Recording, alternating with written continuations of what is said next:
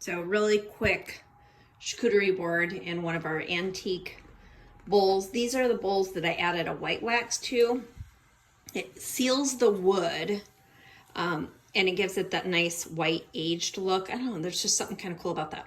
Anywho, so if you want to add more, you know, meat or whatever, you can. It's just, this is how I set it up, just because it's only for a couple of us.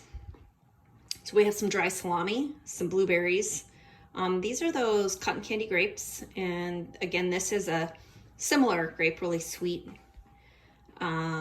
This is like a harvest blend cheese. It's kind of spicy, but not too spicy. This is a Gruyere cheese.